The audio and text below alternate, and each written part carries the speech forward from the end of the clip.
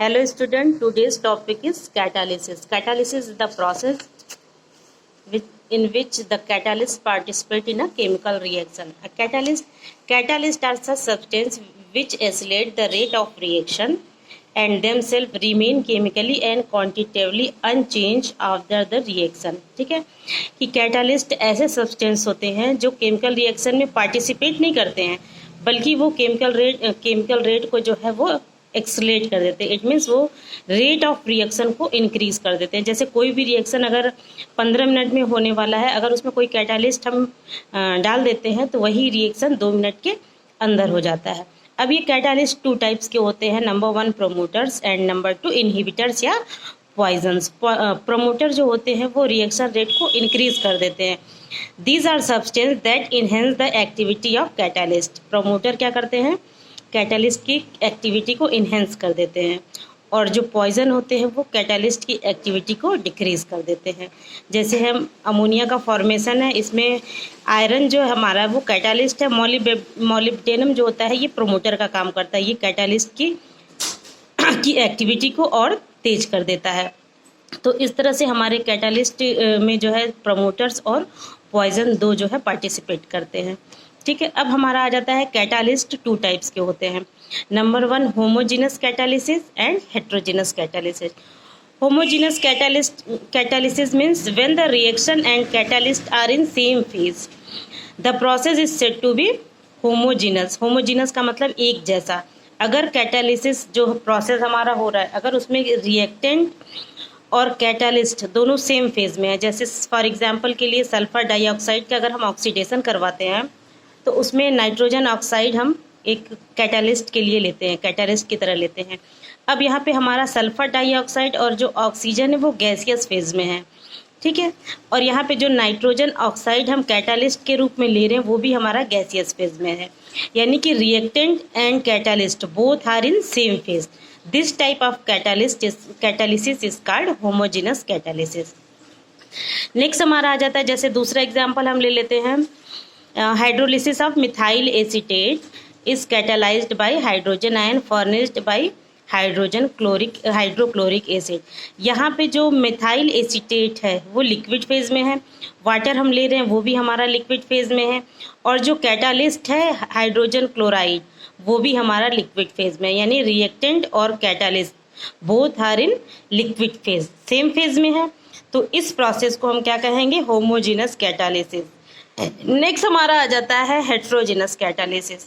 Just opposite to homogeneous catalyst. Homogeneous में दोनों phase reactant और कैटालिस्ट दोनों सेम फेज में थे.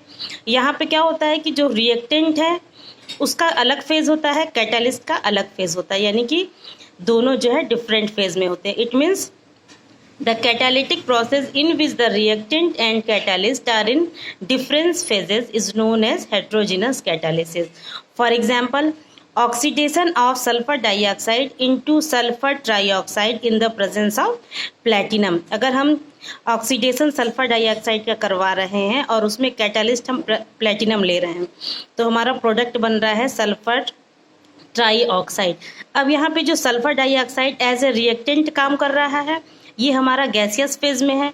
बट जो हम कैटालिस्ट यहाँ पे यूज़ करते हैं प्लेटिनम का वो हमारा सॉलिड फेज में. It means reactant and catalyst are a different phase. तो इस तरह का प्रोसेस हमारा कहलाता है हेट्रोजीनस कैटालिसिस. नेक्स्ट एग्जांपल हमारा एक ले लेते हैं, फॉर्मेशन ऑफ अमोनिया. इसमें हम अमोनिया का फॉर्मेशन करते हैं तो नाइट्रोजन और हाइड्रोजन को यूज़ करते हैं रिएक्टेंट के रूप में.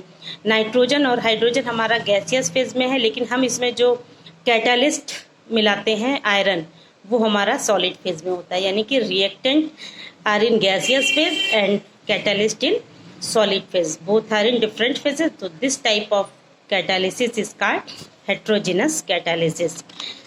अब इसी तरह से एक हमारा और आ जाता है एंजाइम कैटालिसिस. एंजाइम क्या होता है? Enzyme are complex nitrogenous organic compound which are produced by living plants and animals. These are actually protein molecules of high molecular mass. Numerous reactions in the body of animals and plants to maintain the life processes are catalyzed by enzymes.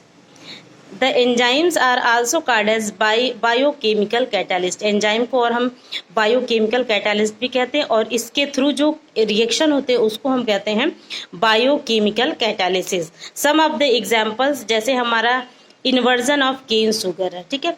Cane sugar का जब हम inversion करते हैं, यानी कि cane sugar जब break होता है तो उसका हाइड्रोलिसिस अगर हम करवाते हैं तो वो ग्लूकोज और फ्रक्टोज में ब्रेक होता है, और इसके ब्रेकिंग में जो हम एंजाइम यूज करते हैं उस एंजाइम का नाम होता है इन्वर्टेज एंजाइम।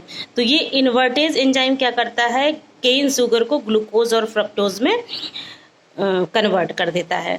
दूसरा एग्जाम्पल हम ले लेते हैं, conversion of glucose into ethyl alcohol. जैसे हम ग्लूकोज से अगर अल्कोहल बनाना चाहते हैं तो हम वहाँ पे जाइमेज एंजाइम का यूज करते हैं। नेक्स्ट एग्जाम्पल हमारा आता है conversion of starch into maltose, यानी कि स्टार्च का जो हाइड्रोलिसिस है in the presence of diastase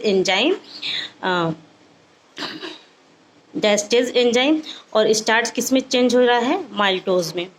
next है conversion of maltose into glucose. Maltose glucose में कन्वर्ट हो रहा है in the presence of maltase enzyme.